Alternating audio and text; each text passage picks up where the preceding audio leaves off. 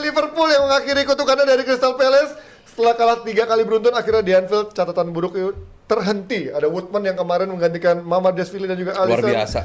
Tapi ada yang bilang itu kok bisa dia lagi cedera, orang nggak ngasih fair play segala macam. Apa hukumnya gitu? Tiba-tiba lu cedera sakit kaki, di bola diberhentikan, emang bisa begitu? Gimana nih lu?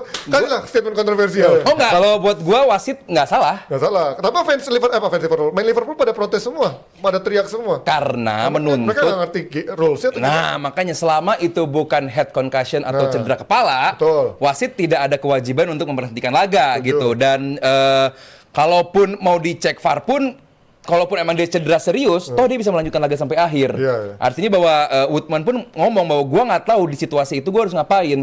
Apa gua harus stay duduk, stay tiduran, atau bangun atau apa. Yang jelas gua merasakan lutut gua bermasalah karena lapangan yang kering. Intinya ya laga yang penting dan juga dimenangkan oleh Bagi Liverpool sendiri kemarin juga ada beberapa hal yang positif dari Arne Slot dengan memainkan McAllister ketimbang Ryan Gravenberch. Dan kembali bagaimana dia sudah menemukan solusi dari problemnya kan sebagai pelatih yang menuju ke elit seperti Slot. Harusnya problem solving dan dia melakukannya gitu dengan sekarang kan dia percaya dengan Curtis Jones juga untuk tampil di sana karena untuk jadi bek kanan. Iya, untuk mengcover. Sama kayak Szoboszlai juga kan. Jadi kan dua wingbacks-nya akan tampil tinggi tapi kemudian midfielders-nya akan turun dan membantu pertahanan dan ini lebih banyak membantu untuk Van Dijk. Tapi untuk insiden kiper juga mungkin kalau keadaannya dan lawannya bukan Crystal Palace mungkin akan berbeda. Iya, gue sih kan udah bilang, gue akhir musim gue udah terserah dah Liverpool mau main kayak apa. Gue udah nggak lihat lagi ada sparks yang bisa dimunculkan sama Slot. Tapi kemarin beberapa golnya ngingetin gue lagi pada gol gayanya si Klopp ya, terutama golnya si Robo. Yang kemarin kan seperti itu kan, counter tak dan dia kan sering berada di posisi yang seperti itu, yang mana Kerkes tidak bisa melakukannya. Insting untuk bisa berada di posisi yang tepat, berapa kali dia bisa terima umpan dari Trent pada tahun-tahun sebelumnya gitu kan, chemistry yang kebentuk itu tuh yang gue pertanyakan juga kenapa lo nggak banyak mainin Robertson itu kan di beberapa pertandingan ke belakang gitu loh. Kalau Sticks gue udah dari beberapa pergantian pemilihan pemain gue kan udah selalu apa ya, udah skeptis lah sama Arne Slot gitu. Tapi belakangan walaupun mendapatkan poin-poin penuh ya, akhirnya memastikan mereka berada di zona Liga Champions lagi dan hampir memastikan lagi lolos ke Liga Champions musim depan. Ya persentase sebel gue sedikit berkurang sih. Tapi tetap aja gue kurang impress sama dia. Tapi gitu manajemen kayaknya mendukung kayaknya Slot stay untuk kayaknya bakal stay gitu. Yang positif juga adalah front line. Lumayan oke, tapi ketika yang ditunggu Isak ngegolin lagi setelah Desember terakhir dengan Tottenham. Isak dan Wirtz positif. Dan dia cedera. Wirtz dengan peran dia juga di golnya Robo juga penting gitu kan. Tapi kembali ketika lu punya British most expensive frontman Isak, tapi kemudian lo nggak compliment dia dengan build up-nya untuk Isak, dengan membuat chances untuk Isak. Kemarin bahkan golnya Isak pun lihat passingnya Mo Salah juga agak dipaksakan untuk ke arah Isak. Kemudian ada bola berikutnya yang justru jatuh ke Isak ketika McAllister yang coba nembak gitu kan. Why not ubah itu gitu? Karena you have Isak yang punya kemampuan as an individual juga bagus, dia punya ball handling skills yang juga bagus, tapi kenapa nggak build up-nya itu mengkomplement dia?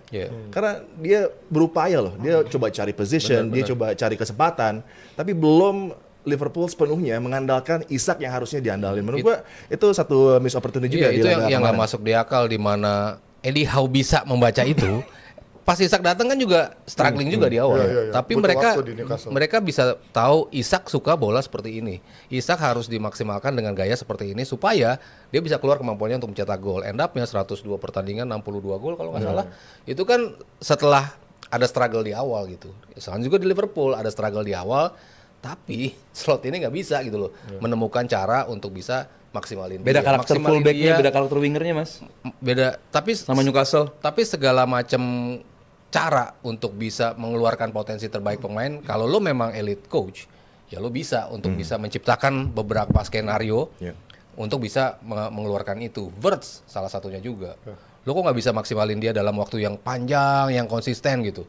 Satu game doang mainnya kayak gini, satu game doang mainnya kayak gini. Tapi lo nggak bisa naruh di posisi di mana sih yang paling bagus sebenarnya buat Wirtz gitu untuk Excel gitu. Itu kan yang poin-poin yang menurut gua kenapa gua berat banget gitu loh si Slot untuk bisa lagi-lagi megang Liverpool gitu. Karena banyak banget poin-poin yang menurut gua ini nggak bisa nih ya pelatih untuk bisa ngembangin tim ini lagi. Dan satu sisi tadi yang Adi bilang bagaimana teman-teman yang mencoba memprovide dia. Itu dia yang gue ditambah bilang. salahnya juga lagi busuk musim ini gitu. Exactly. Makanya. Itu yang gue bilang perbedaan dia sama di Newcastle gitu. Kalau di Newcastle tuh emang wingernya, midfieldnya emang memprovide Isak gitu, dan bukan sekali dua kali dia bermain dengan 2 striker. Jadi buat gue beda nih pendekatan Eddie Howe dan Newcastle untuk Isak, dan juga Arne Slot Liverpool untuk Isak juga. Winger-wingernya Liverpool lebih bertipe yang masuk ke dalam lalu finishing. Sementara wingernya Newcastle banyak yang klasik winger gitu yang memprovide. Itulah kenapa pada akhirnya Isak lebih nampak gacor di Newcastle. Ini mungkin yang harus dirubah di musim depan kalau kayaknya sih Arne Slot lagi ya. Cuman karakter gitu mungkin lebih mengutilize Szoboszlai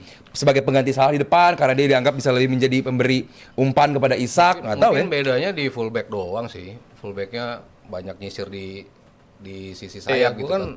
Kalau gua pribadi ya ditanya berapa kali ke belakang Bare tuh, minimum. gue selalu bilang yang bisa nyelamatin dia di hati gua ya kalau Liverpool juara champion. Ternyata lo ngelewatin ekspektasi gitu loh. Karena gue udah bilang nih nggak mungkin maksimal peringkat 4 ini sejak berapa bulan ke belakang tuh gue udah bilang.